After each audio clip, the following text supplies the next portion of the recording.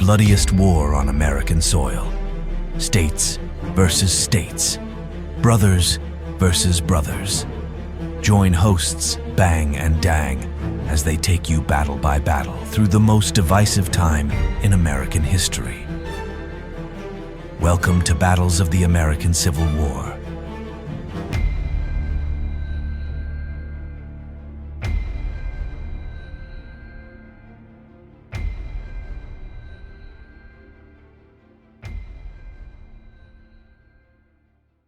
Welcome back to Battles of the American Civil War, which old Bang and Dang, and we're got the first of the last two big battles of 1864, the Battle of Franklin, which tends to be one of the standout battles for most veterans of this war due to the intense close combat of what occurred on this battle. Huge battle.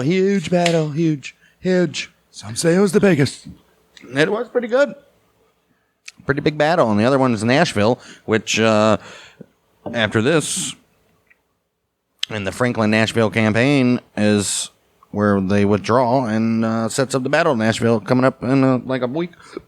So, two big battles over here before the end of 1864, and all goes to hell for the Union. Well, actually, all goes to hell for, the Confederates in this battle right here. Yeah. So, didn't do very well. November 30th, 1864, it was one of the worst disasters of the war for the Confederate States Army.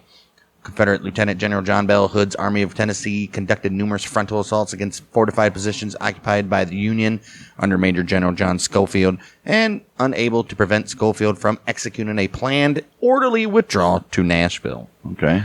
Yeah, it went disastrous.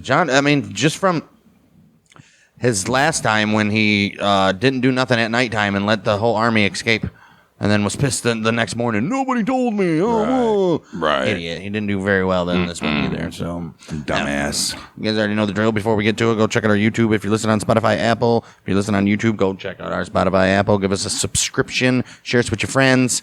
And answer that Spotify question. For those of you who haven't joined us for this Franklin-Nashville campaign, got a little bit of background for you. Following his defeat in the Atlanta campaign, Hood had hoped to lure Major General William T. Sherman into battle by disrupting his railroad supply line from Chattanooga to Atlanta.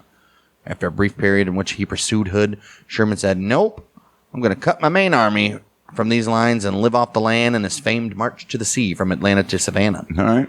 By doing so, he would avoid having to defend hundreds of miles of supply lines against constant raids, through which he predicted he would lose 1,000 men monthly and gain no result against Hood's army. Gotta have some results. Well, Sherman's march left the aggressive Hood unoccupied. His Army of Tennessee had several options in attacking Sherman, or even falling upon his rear lines.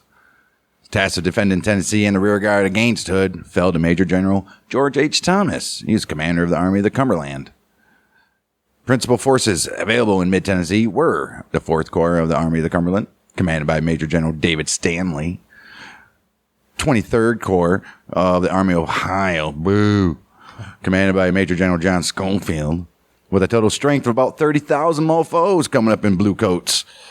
And another 30,000 troops under Thomas's command were in or moving toward Nashville. Oh, damn. A lot.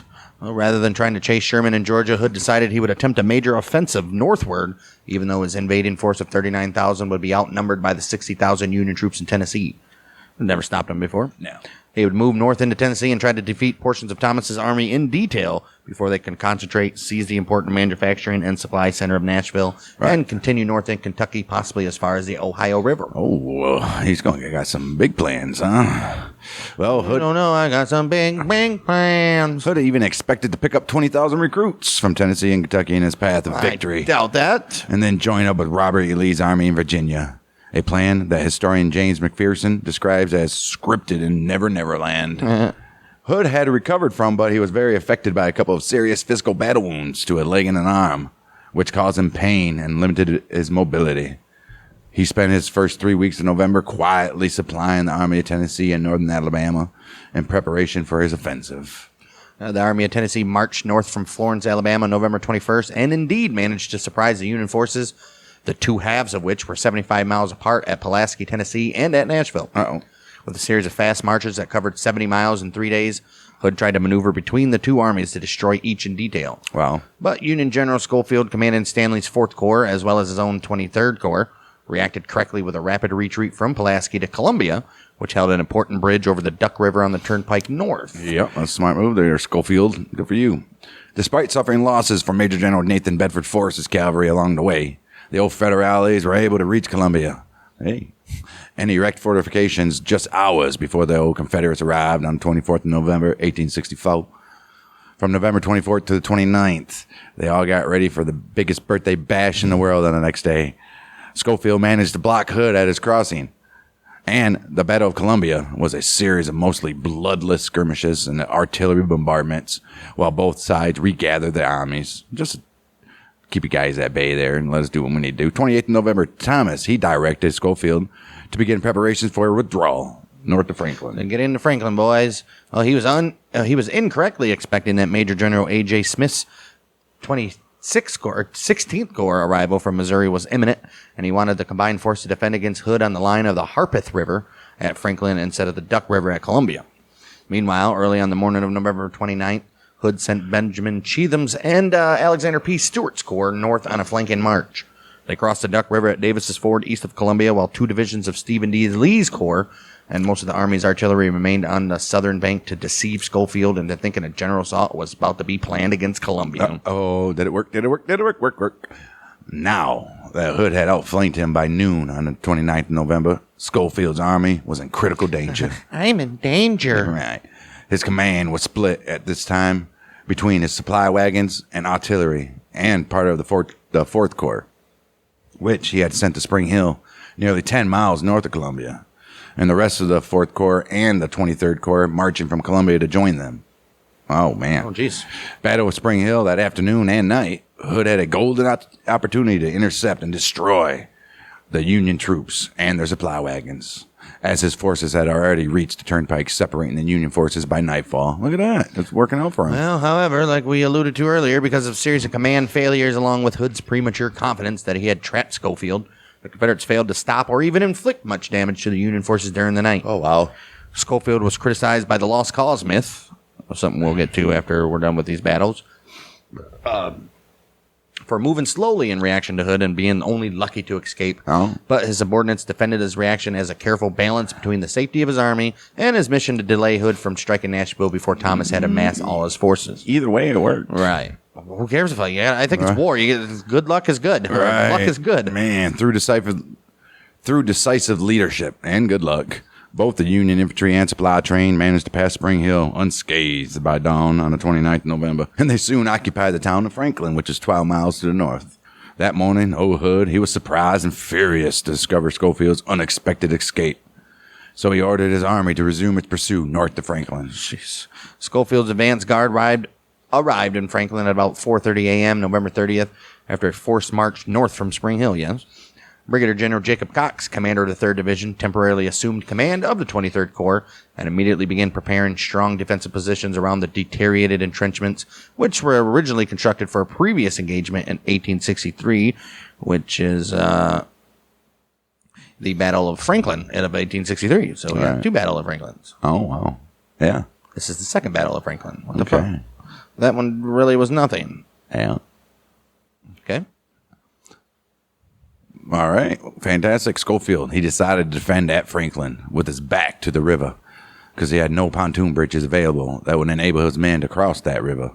The bridges had been left behind in his retreat from Columbia because they lacked wagons to support them. Okay. And pontoons requested from Thomas in Nashville didn't even arrive. Schofield, he needed time to repair the permanent bridges spanning the river, a burned wagon bridge and an intact railroad bridge as well. He ordered his engineers to rebuild the wagon bridge and to lay planking over the undamaged railroad bridge to enable it to carry wagons and troops. His supply train parked in the side streets to keep the main pike open. If they wouldn't have burned it in the first place 2 years ago, they wouldn't have this Right. problem. Idiots. That's what happened. While wagons continued to cross the river While wagons continued to cross the river, first via a ford next to the burned-out Pike Bridge, and later in the afternoon by 2 makeshift bridges, That's what happened. Right. The supply train parked on the side. By the beginning of the assault, nearly all the supply wagons were across the Harpeth and on the road to Nashville. Fantastic. Bye, baby. Yeah. We'll stay here and hold these guys for a little bit longer, and we'll be on the road with you. Going to Nashville, searching for that record deal. I'm going down to Nashville, see if I can win this war. By noon, the Union works were ready. The line, based on the prior year's fortifications, formed an approximate semicircle around the town from northwest to southeast. The other half of the circle was the Harpeth River. Counterclockwise from the northwest were the divisions of Kimball with the 4th Corps. Ruger had his 23rd Corps. Riley had his 23rd Corps as well. Divisions, man. There was a gap in the line where the Columbia Pike, which is present-day U.S. Route 31, entered the outskirts of the town, left open to allow passage of wagons. About 200 feet behind this gap was a 150-yard retrenchment. A retrenchment line was constructed of dirt and rails, which was intended to be a barrier to traffic, not a full-fledged defensive earthwork. It's a half-fledged. Don't get it confused. Right. The gap was also defended by guns of Battery A, 1st Kentucky Artillery.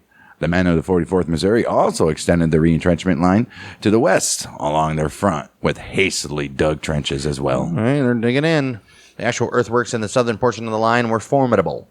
Attacking infantry would be confronted by a ditch about 4 feet wide and 2 to 3 feet deep. Then a wall of earth and wooden fence rails 4 feet above normal ground level. Oh. And finally a trench 3 to 4 feet deep in which the defenders stood, aiming their weapons through narrow head gaps formed by logs. In the southeast portion of the line, Osage orange shrubs formed an almost impenetrable abatis. All right, just behind the center of the line stood the Carter House, appropriated as Cox's headquarters. Fantastic. Sorry, Carters, but we need this. Just east of the Pike was the Carter Cotton Gin building, around which a minor salient occurred in the Union earthworks. Schofield established his headquarters in the Alpheus Truett House, a half-mile north of Harpeth on the Nashville Pike. Although he would spend most of his time during the battle in Fort Granger, built 1863 as an artillery position northeast of the town. All right. 2 Union brigades were positioned about a half-mile forward of the main line. George D. Wagner's division had been the last to arrive from Spring Hill, and after briefly stopping at Winstead Hill before Hood arrived, he ordered his brigades under Colonels Emerson Opdyke, John Q. Lane, and Joseph Conrad, who had replaced Luther Bradley, wounded at Spring Hill. He said, "Stop halfway to the Union line. Dig in the best as you can on that flat ground." Yes, sir. Stanley had earlier ordered Wagner to hold Winstead Hill with 2 brigades and relieve Opdyke, who had been the tail end of the rear guard. Until dark, he wanted them to hold it unless he was pressed, Right. and it is possible that Wagner somehow translated these orders into the notion that he was supposed to hold a line south of the main position with all of his division. Oh, okay. Opdyke considered Wagner's order to be ridiculous, and had already been directed by Stanley to retire within the works. He marched his brigade through the Union line and into a reserve position behind the gap through which the Columbia Pike passed. He said, "Fuck you, dude. I understood the orders." Right. Wow. 12 o'clock. Other U.S. forces had finished their fortifications. These 2 brigades had not even started digging in. Conrad's and Lane's brigades, few entrenching tools, and used mainly bayonets, cups, and their own hands. Bayonets. That sucks. Wood's division of the 4th Corps and all of Wilson's cavalry, they were posted north of the Harpeth to watch for any flanking attempt. Schofield planned to withdraw his infantry across the river by 1800 if Hood had not arrived by then. As Hood approached, Schofield initially assumed the old Confederates were demonstrating as they had at Columbia, Nope, not this time. planning to cross the Harpeth and turn the Union position. He did not even suspect that Hood would be rash enough to attack the strong defensive line that he had sitting right there. Oh, we've already established Hood's not very bright right now. Right, something but that guy. Hood's army began to arrive on Winstead Hill 2 miles south of Franklin around 1300. He ordered a frontal assault in the dwindling afternoon light. Sunset would be at 1634 that day. Oh, Wow. geez. Damn. Against the Union force, a decision that caused dismay among his top generals as well. He's like, dude, what are you doing? Force argued unsuccessfully that if he were given a division of infantry to accompany his cavalry, he could flank Schofield out of his position within an hour. All right. Frank Cheatham told Hood, "I do not like the looks of this fight. The enemy has an excellent position and is well fortified." But Hood countered that he would rather fight a federal force that had only a few hours to build defenses instead of Nashville, where they have been strengthening themselves for 3 years. Oh. That's true. Patrick Clayburne observed the enemy fortifications as being formidable, but he told the commanding general that he would either take the enemy's works or fall in the attempt. He later remarked to Brigadier General Daniel Govan, "Well, Govan, if we are to die, let us die like men." Damn right. Lieutenant John Bell Hood from the Advance and Retreat newspaper. I think it's his book that he wrote. Oh, could have been that. Probably. He says, "I hereupon decided, before the enemy would be able to reach his stronghold at Nashville, to make the same afternoon another and final effort to overtake and rout him, and drive him into the Big Harpeth River at Franklin. Since I could no longer hope to get between him and Nashville, by reason of the short distance from Franklin to that city, and the advantage which the old Federales enjoyed in the possession of the direct road." Yep. Some popular histories assert that Hood acted rashly in a fit of rage, resentful that a federal army had slipped past his troops the night before at Spring Hill. I mean, it's only the biggest battle in the war so far, up to this point, up this year. Yeah. And that, maybe. And that he wanted to discipline his army by ordering them to assault against strong odds. Here you go, you fucking retard. I'm going to discipline you, I'm going to kill you. Jeez. Recent scholarship discounts this as unlikely, Right. as it was not only militarily foolish, but Hood was observed to be determined, not angry by the time he arrived in Franklin. He said, "We're going to get him, boys." Right. His move was very much in keeping with the behavior of Lee and his subordinates in the Army of Northern Virginia, and that aggressive action frequently won the initiative in combat. It usually does. Yeah, because the Union barely attacked. Right. It was rough. Barely. Wow. Regardless of Hood's personal motivations, his specific objective was to try to crush Schofield before he and his troops could escape to Nashville. He was concerned that if he attempted You could have done that at fucking the Spring Hill, dummy. Yep, Spring Hill could have done it, didn't do it. Well, Hood was concerned that if he attempted to turn Schofield by crossing the Harpeth and getting between him and Nashville, the maneuver would be time consuming, and the open terrain of the area would reveal his movements prematurely, causing Schofield to simply withdraw again. We'll get out of here, bud. I mean, whatever. The Confederates began moving forward at about 1600, about 4 o'clock p.m., with Cheatham's corps on the left of the assault, and Stewart, he's going on to the right. All right, Bates' division on the left was delayed in reaching its starting point as it marched around Winstead Hill, a movement that delayed the start of the entire army. Oh. Hood divided Forrest's cavalry, Chalmers' division on the far left, beyond Bate, and Buford and Jackson with Forrest, covering Stewart and facing the fords on the Harpeth. Okay. Lee's corps and almost all the Army's artillery had not yet arrived from Columbia. Oh, wow. Hood's attacking force, which is about 19 to 20,000 men, was arguably under strength for the mission he assigned. Well, yeah. Traversing 2 miles of open ground with only 2 batteries of artillery support, and then assaulting prepared fortifications. I mean, it's just spells out disaster already when you just... Well... Wow. Damn, let's take a look at the Union Order of Battle. Major General John Schofield, commander of the Army of Ohio, had 27,000 men of the 4th Corps, commanded by Major General David Stanley, with divisions commanded by Brigadier General Nathan Kimball, George D. Wagner, Thomas J. Wood. Also, the 23 Corps, normally commanded by Schofield, but temporarily commanded at Franklin by Brigadier General Jacob D. Cox, with divisions commanded by Brigadier Generals Thomas Ruger and James Riley.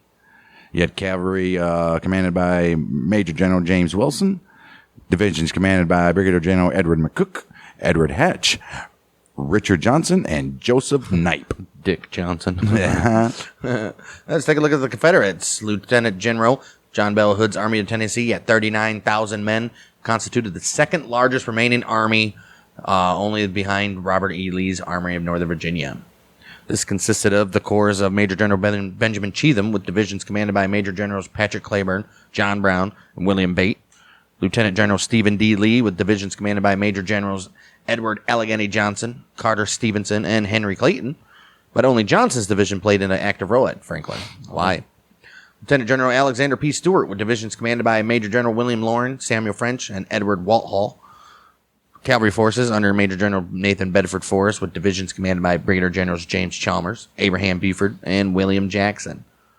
At Franklin, about 27,000 Confederates were engaged, primarily from the corps of Cheatham, Stewart, and Forrest, and Johnson's divisions of Lee's corps. Ooh, 27. Dude, that's just insanity. A lot of guys. Hood's attack initially enveloped the 3,000 men in 2 brigades under Langdon Conrad, which attempted to stand their ground behind inadequate field works and without anchored flanks, but they quickly collapsed under the pressure. Why didn't they send somebody from Nashville Right. to build up the breastworks and shit before they got there? Because they're dumb. As Wagner exhorted his men to stand fast, Stand by. they let loose a single strong volley of rifle fire and a 2-gun section of Battery G, 1st Ohio Light Artillery, fired canister. But then many of the veteran soldiers of the 2 brigades stampeded back on the Columbia Pike to the main breastworks, while most untried replacements were reluctant to even move under fire, and they were captured. Oh, wow. Nearly 700 of Wagner's men, prisoners. Fleeing troops were closely pursued by the old Rebs, and a cry was repeated along the line, "Go into the works with them!" Oh.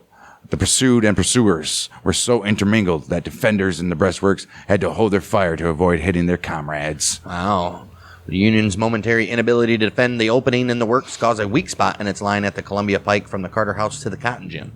Should have just flooded that spot. The Confederate divisions of Claiborne, Brown, and French converged on this front, and a number of their troops broke through the now not-so-solid Federal defenses on either side. Uh-oh. The 100th Ohio Infantry of Riley's brigade was driven back from its position to the east of the Pike, and Colonel Silas A. Strickland's brigade of Ruger's division was forced to draw back to the Carter House. Oh, not looking good for these guys in the opening, huh? Oh, but we'll see. The left wing of the 72nd Illinois Infantry was swept away and rallied on the 183rd Ohio Infantry in reserve after re-entrenchment, which prompted the remainder of the 72nd to withdraw back to that line. In a matter of minutes, the old Confederates had penetrated 50 yards deep into the center of the old Federales line. Wow. As the old Rebs poured men into the breach, reserve regiments on both sides of the Pike, the 44th Missouri and the 100th Ohio, they stood their ground. But they were in danger of being overwhelmed, both sides. At this very time, Emerson Opdyke's brigade, he was in reserve, positioned in columns of regiments facing north in a meadow about 200 yards north of the Carter House. These guys are just in a meadow watching butterflies and shit. Jeez, Ray. Opdyke quickly repositioned his veterans into a line of battle straddling the road, and they were confronted by masses of fleeing Union soldiers pursued by their old rebels. Opdyke ordered his brigade move forward to the works. At the same time, his corps commander, David Stanley, arrived on the scene. David Stanley on the scene. He later wrote, "I saw Opdyke near the center of his line urging his men forward. I gave the colonel no orders as I saw him engaged in doing the very thing to save us, to get possession of our line again." That's a good guy. No need to interfere. As he rode forward, Stanley had his horse shot out from under him, and a bullet passed through the back of his neck, putting him temporarily out of action, though. Shit. At this very same time as Opdyke's counterattack west of the Pike, the reserve elements of Riley's division, which was the 12th Kentucky Infantry, the 16th Kentucky Infantry, and the 175th Ohio Infantry, they had stood their ground, and they served as a rally line for survivors of Strickland and Wagner's divisions. Look at that shit.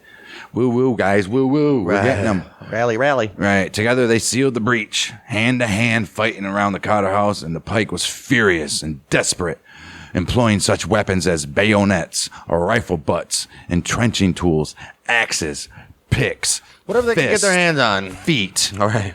rocks. The women that were still in the house. When they ran out of cannonballs, they began to do swan dives. I'm sick of cannonballs. When they ran out of cannonballs, they began to use pine cones from the surrounding trees. Ooh, that would still kind of It'd hurt. probably fuck you up. Coming out at max velocity, scrape your shit. And it'd be hot, like on fire. All right. For years afterward, the ferocity of the combat at extremely close quarters made the battle stand out in many of the veterans' memories. The historian Jonathan Steplick, new guy, Right. noted that the involvement of the field officers alongside their troops in the frenzied brawl showed the desperation with which they fought, as regimental officers were normally expected to lead and inspire their men instead of getting their hands dirty. Right. Many a field-grade officer in the U.S. forces actually used their swords as weapons that day, instead of just waving them in the air. Right. Look at that shit. Fantastic. Earn your pay, motherfuckers. Right. After having his horse shot out from under him and taking a bullet through the neck, Arthur MacArthur. Arthur MacArthur. Oh, I was so pissed at my parents. Right. Oh, my God. His name should have said Mick Arthur, MacArthur. Should be MacArthur MacArthur. Oh, my goodness. Arthur MacArthur. Arthur MacArthur. Arthur Mick MacArthur. That's you can't say that 5 times fast. Arthur Yes, no. MacArthur. His middle name should be Mickety. Arthur Mickety Mick. Arthur Mickety MacArthur. That's hilarious. Holy shit. After having his horse shot out from underneath him and taking a bullet, Arthur MacArthur, he ran through the old rebel major who had just shot him in the chest. Oh, shit. He said, fuck your bullet. Damn, Opdyke. I'm Arthur MacArthur, bitch. You think I could have this name about not be a tough son of a bitch? Yeah, baby. Opdyke, riding his horse, emptied his pistol at the old Rebs and then dismounted to use his pistol as a club until it broke. Nice. Then he grabbed a musket. He began clubbing the enemy with that. Shit. Steplik writes that a reason that the combat may have stood out so vividly for the veterans was because the closeness was so exceptional. Yeah, it's pretty crazy. Many of the Army of Ohio and Army of Tennessee had fought since Shiloh, but this combat was the first time they saw the bayonet and the musket butt used with such abandon. Wow. Damn. And even from Shiloh, too. Anything. They're probably throwing dirt in each other's faces and shit. Right. Man. Firing continued around the Carter House and gardens for hours. Many in Brown's division were driven back to the Federal earthworks, where many were pinned down for the remainder of the evening, unable to either advance or flee. Each side fired through embrasures or over the top of the parapets at close range in an attempt to dislodge the other. Wow. Brown's division suffered significant losses, including Brown, who was wounded, and all 4 of his brigade commanders were casualties as well. Holy shit. Brown's brigade under Brigadier General George Gordon and had angled to the right during the advance, joining Claiborne's division to the east of the pike. Their attack near the cotton gin was driven back from the breastworks and was then subjected to devastating crossfire from Riley's brigade to the very front and the brigade of Colonel John Casement on Riley's right. Claiborne murdered in this attack, and 14 of his brigades and regimental commanders were casualties as well. Dude, Claiborne, they're just losing big guys left and right, Holy dude. shit. Bye-bye. Oh, wow. For Curry. That some Union troops were armed with Spencer and Henry Pridham rifles added to the otherwise considerable advantages of the defenders. Near the Carter House, 350 men of the 12th Kentucky and 65th Illinois fired 16-shot lever-action Henry rifles, which were the predecessors to the Winchester repeater. You can't compete with that. No. Oh, my. 16 shots, dude? No, with 350 of them? All right. You're done. Do the math. These rifles were capable of at least 15 to 30 shots per minute, which gave these men several times more firepower than typical infantrymen with more common muzzle-loading rifle muskets. Dude, it's just no match. Right. Insane. While fighting raged at the center of the Union line, the old Rebs of Stuart's Corps had also advanced against the Union left. Because the Harpeth River flowed in that area from southeast to northwest, the brigade found itself moving through a space, getting progressively narrower, squeezing brigades together into a compressed front, delaying their movements and reducing their unit cohesion. Walthall's division was pressured so much from the right that it temporarily fell in front of Claiborne's advance. Oh, no. Well, they were all subjected to fierce artillery fire, not only from the main Union line, but also from the batteries across the river at Fort Granger. They also had significant difficulty pushing through the strong Osage Orange abatis. Right. Lawrence's division launched 2 attacks against the Union brigade of Colonel Israel Stiles, and both were repulsed with heavy losses. Artillery firing canister rounds directly down the railroad cut prevented any attempt to flank the Union position. Brigadier General John Adams attempted to rally his brigade by galloping a horse directly into the earthworks. Oh, wow. We'll see what happens there. Well, he was attempting to seize the flag of the 65th Illinois. He and his horse, both shot and killed. Dead. Brigade of Brigadier General Winfield Featherston began falling back under heavy fire when his division commander, Major General William Loring, confronted them, shouting, "Great God, do I command cowards?" Oh, wow. He attempted to inspire his men by insulting them. He attempted to inspire his men by sitting on his horse in full view of the Federales for over a minute and amazingly emerged unharmed. Wow. But the brigade didn't even progress at all. They're like, fuck you, guy. Look, cool, but no. Right, we wish you had shot. Right. Now we got to listen to this. Right, shit. You see what I did, you fucking pussies? Wall's division, intermixed partially with Lawrence's division because of the confusion that resulted from the narrow space, struck Casement's and Riley's brigades in multiple waves of brigade assaults. Probably as many as 6 distinct attacks. Jeez. All these assaults were turned back with heavy losses. The brigade of Brigadier General William Quarles was able to push through the abatis and reach the Federal earthworks, where it was pinned down by murderous crossfire. Uh-oh. Quarles was wounded in the left arm, and at the end of the battle, the highest-ranking officer standing in his brigade was a captain. Oh, wow. Oh, my gosh, dude. Major General William Bates' division had a long distance to march to reach its assigned objective on the Union right. And when he gave the final order to attack, it was almost dark. First contact with the enemy came around the Everbright Mansion, the home of Rebecca Bostick, and the Confederates. Right. And the Confederates pushed aside Union sharpshooters and swept past the house. However, Bates' left flank was not even being protected as he expected by Chalmers' cavalry, and they received enfilade fire. To protect the flank, Bates ordered the Florida Brigade, temporarily commanded by Colonel Robert Bullock, said move from its reserve position to his left flank. Get your ass over here. Well, unfortunately for them, this not only delayed the advance, but provided only a single line to attack the Union fortifications, leaving no reserve. Chalmers' troopers had actually engaged the Federal right by this time, which were the brigades of Colonel Isaac Kirby and Brigadier General Walter Whitaker of Kimball's division. Fighting dismounted, but Bate was unaware of it because two forces were separated by rolling ground and orchards. Oh, shit. Neither Bate nor Chalmers made any progress, and they withdrew. Oh, what a waste. Wow. Well, Hood, he remained at his headquarters on Winstead Hill. He was still convinced that he could pierce the Federal line. About 1900, he deployed the only... fighting in the dark. Right. He deployed the only division of Stephen D. Lee's corps that had arrived, which was commanded by Major General Edward Johnson. They call him Allegheny. He said, go with shit. Go shit your pants as bullets fly past your head. Right. He said, go assist Chisholm's effort. They moved north on the west side of the Columbia Turnpike and passed around Private Knob, Chisholm's headquarters, but were unfamiliar with the terrain in the dark. No shit. And Chisholm told Lee he had no staff officer left who could even guide them. Oh, wow. Wow, and you guys are morons. Both Bate and Chisholm warned Lee not to fire indiscriminately against the Federal works because we have some rebels pinned down there on the outside. All right. Johnson's men lost their unit alignments in the dark and had significant difficulties attacking the works just to the west of the Carter House. Wow. They were repulsed after a single assault with heavy losses. Son of a bitch. Dude, it's nighttime. Go and regroup. Jeez. Idiot. In addition to Chalmers' actions in the west, across the river to the east, Confederate Cavalry Commander Forrest attempted to turn the Union left.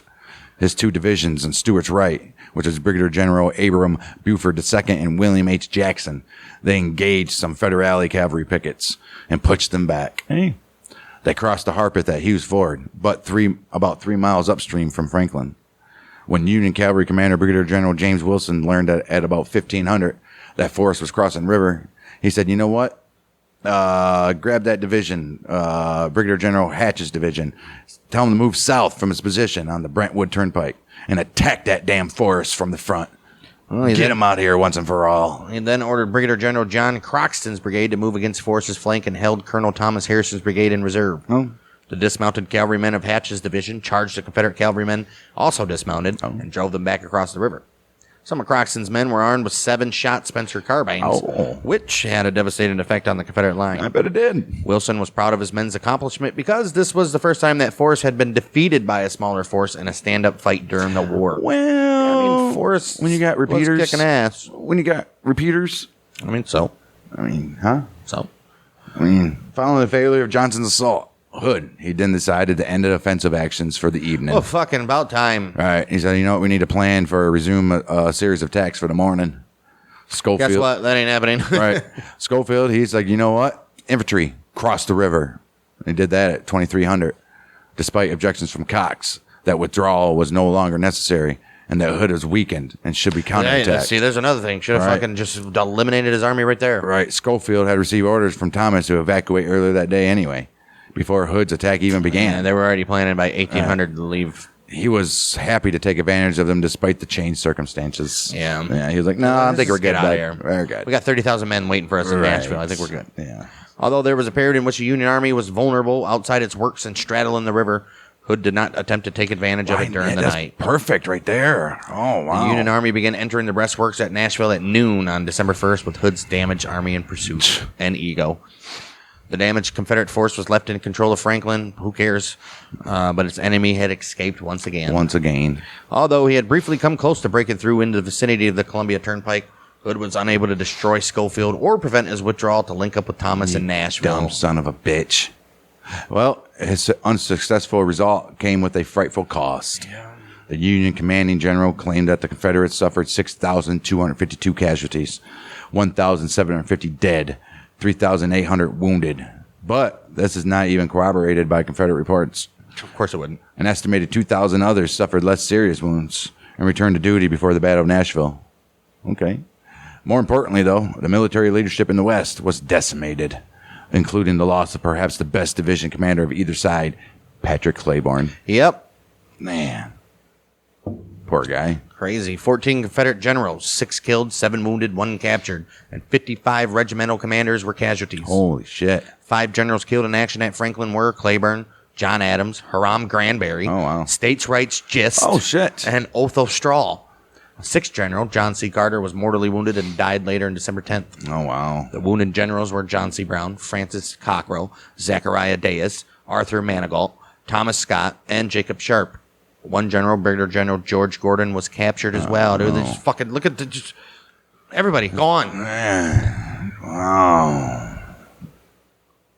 Well, also among the dead was Todd Carter, Todd. the middle child of the Carter family. What the hell was he doing?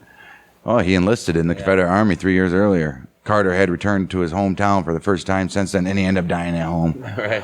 Wow. Only to be wounded in this very battle just a few hundred yards away from his own house. That's insane. He was found by his family after the battle and died early in the next day. Wow.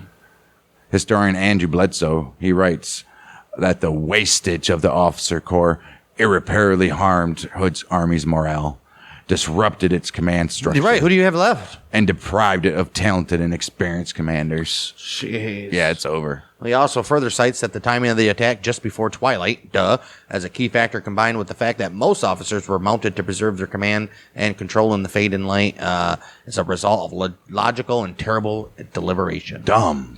Union losses were reported as only 189 killed, Wow. 1,033 wounded, and 1,104 missing. That's a lopside right Yeah. there. Holy shit. It is possible that the number of casualties was underreported by Schofield because of the confusion during the Army's hasty nighttime evacuation of Franklin, though. Right. Let's just say that. All right. Wow.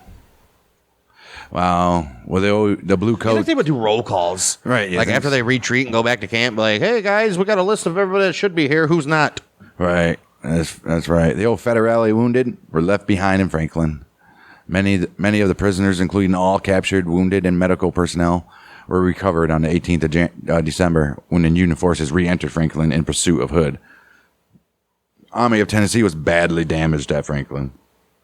Nevertheless, rather than retreat and risk the army dissolving through desertions, Hood advanced his 26,500 man force against the Union army now combined under Thomas, firmly entrenched at Nashville, which numbered more than 60,000 soldiers. Damn. Hood and his department commander, General P.G.T. Beauregard, requested reinforcements, but none were available. Oh, of course You got not. a bunch of fucking people sleeping in Virginia right now. Right. Wake them up. Strongly outnumbered and exposed to the elements, Hood was attacked by Thomas December 15th through the 16th at the Battle of Nashville. Perhaps surprisingly, though, some Confederate soldiers claim that Franklin was a victory. I don't think so, but Just because the Union took off, they don't mean anything. right, we held the battlefield. James Lanning of the 25th Alabama Infantry, he wrote in his diary. Landing of the Alabama. Right. He wrote in his diary, "Victory is ours, but very dearly bought." Damn it, woman. Confederate artilleryman William Ritter believed the charge was a brilliant one and was successful, as part of the enemy's line was captured. Oh, you got Joseph Boyce of the 1st Missouri Infantry acknowledged that many men, many men, considered Franklin a victory for the Confederate Army since it held the battlefield. Oh, nobody at gives the a end of shit about the fight. battlefield. Right, the battlefield don't mean shit. Jeez. However, Boyce, who was wounded at Franklin, also noted 2 such victories will wipe out any army. Right. Even if you win, quote unquote, you lost what you lost. Right. You're done. Son of a bitch. Hood's continued pursuit of Schofield after suffering defeat at Franklin and his refusal to withdraw before the Battle of Nashville caused Schofield to remark, Right. I doubt if any soldiers in the world ever needed more cumulative evidence to convince them that they were beaten. Right. I mean, come on. Jeez. In his Pulitzer Prize-winning book, Battle Cry of Freedom, James McPherson wrote, having proved even to Hood's satisfaction that they could assault breastworks, the Army of Tennessee had shattered itself beyond the possibility of ever doing so again. Ooh. David Eicher wrote that Hood had, in effect, mortally wounded his army at Franklin. I believe so. Yeah, just waiting for him to die now. Yeah, That's fucking crazy. Fucking sad. Well, the Carter House, which stands to this very day, Sure does. and is open to visitors. It was located at the center of the Union position. The site covers about 15 acres. It's a hell of a house. Right. The house and outbuildings still show hundreds of bullet holes. Oh, wow. The Carnton Plantation, home to the McGavick family during the battle, also still stands and is likewise open to the public. The plantation home was one of 44 Franklin homes serving as a hospital, often with 30 wounded in each small room of the house. Oh, shit. Confederate soldiers of Stuart's Corps swept past Carnton towards the left wing of the Union Army, and the house and outbuildings were converted into the largest field hospital present after the battle. Would you sleep a day in those houses by yourself? Sure. By myself? Yeah. Maybe. I don't know. Adjacent to Carnton is the McGavick Confederate Cemetery, where 1,481 Southern soldiers killed in the battle are buried. Well, so they know it was at least 1,481 if there's 1,481 dead. Right. Are buried. Adjacent to the 48 acres surrounding Carnton is another 110 acres of the battlefield, formerly the Franklin Country Club golf course. Oh. Well, it's currently being converted to a city park. Oh, that's nice. That's cool. Good for them, right? Would you go into the park after dark? Yeah, sure, why not? Much of the rest of Franklin Battlefield has been lost due to commercial Yeah, what are development. you going to do? The spot where The growing city of Franklin. Right. The spot where General Claiborne fell, for instance, was covered until late 2005 by a Pizza Hut restaurant. Yeah, right here where you're picking up this very pizza. Old Brigadier General Claiborne dead. Who? Major General. City officials and historic preservation groups have recently placed a new emphasis on saving what remains of the land over which the battle raged. 2006, a half an acre of land bordering the southwestern end of the Carter House was acquired with help of the American Battlefield Trust and its partners. This land was part of 2 acres that made up the Carter family garden, which during the battle saw tremendous fighting and was part of a brief Confederate breakthrough. After the purchase, a house, outbuildings, and the swimming pool were removed. Yeah, get the fuck out of here. Right. During the excavation of the original Confederate entrenchments, some human bones were found as well. Oh, nice. Fantastic. Starting in 2005, the area around the intersection of Columbia Avenue and Claiborne Street Hey, got a street named in it. has seen a serious renewed effort to reclaim that area to be the heart of a future battlefield park. The location of the former Pizza Hut is now home to Claiborne Park. Okay. Good for you guys. You did it. The property where the Carter Cotton Gin was located during the battle was purchased in 2005. And in 2008, the property behind this location and where the federal line crossed Columbia Avenue was purchased as well. In 2010, the property east of the gin location and where part of the gin may have stood was also purchased. They don't know where the gin was. I guess not. All of these locations have houses on them. What will be either sold and moved or torn down. Probably torn down. There's a lot more money to move them. Preservation organizations plan to reconstruct both the Carter Cotton Gin and some of the Federale entrenchments. Awesome. November 24, 2010, State of Tennessee awarded a $960,000 enhancement grant from the Tennessee Department of Transportation to help purchase the property where a Domino's Pizza and Mini Mart is located. They love their fucking pizza, don't they? Franklin. Right. A local preservation organization is also hoping to purchase 16 acres of land in 2 parcels. Okay. 5 acres located southwest of what is now a small park called the Collins Farm, located at the southeast corner of Lewisburg Pike and the Nashville and Decatur Railroad that was preserved a few years ago. Oh, Plus another 11 acres located near the corner of Lewisburg Pike and Carton Lane. all right. All right. Wow. The American Battlefield Trust and its partners and the federal and the state governments have acquired and preserved more than 180 acres of battlefield in more than a dozen different transactions since the year of 1996. Hugh A. Garland Jr., the son of slavery advocate and Andrew Jackson supporter Hugh A. Garland, was a Confederate casualty in this battle. Cool. Okay, in the book Gone with the Wind by Margaret Mitchell, the character Rhett Butler mentions that he fought at Franklin. In the film of the same name, Mrs. Meade remarks to Mrs. Merriweather that Rhett Butler was decorated by the Confederate Congress for her services at the Battle of Franklin. Fan-fucking-tastic. Cool. All that big-ass battle is the only time Battle of Franklin was mentioned? Right. Holy shit. Yeah, the Confederate, well, at least the Army of Tennessee's done. Yeah, it's over. Done. Bye-bye, Hood. That's Go bad. fucking steal your fate at the Battle of Nashville, which we'll have coming up. That's bad. Yeah, guys. That's crazy. Terrible. If you just waited Actually, if he would have waited overnight, Schofield would have been gone anyway. Yeah, probably. Coming up next week, we got the Battle of Waynesboro, Georgia. Got the third Battle of Murfreesboro. They weren't done with Murfreesboro. They were not. And then we'll have the first Battle of Fort Fisher. Maybe we'll squeeze in the Battle of Fort McAllister, too, because that's right before the Battle of Nashville, so we might have to do 4. Because we all know Nashville's going to be in something. Yep. And then after that, we'll probably close out the year of 1864 with Battle of Marion, the Second Battle of Saltville, and end it December 24th with the Battle of Anthony's Hill. Yeah.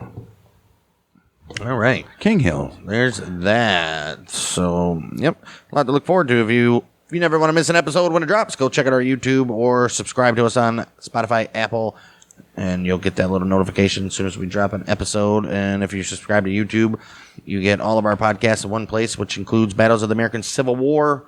and Outlaws and Gunslingers, which is kind of a true crime, Old West, Prohibition, Mafia type podcast. We do everything, a little bit of everything over there. And coming soon, we may have a new podcast related to some more American war. So American struggles, which some say could have been a civil war as well. Right. Kind of a civil war. Kind of was. But yeah, so stay tuned here, and we'll see you next week for. Well, revolution is kind of like a civil war anyway, right? I guess you're fighting. Once was your countrymen, right? So. Yeah, we'll be back next week for more Battles of the American Civil War. We are the Month of Michigan as we. Dang.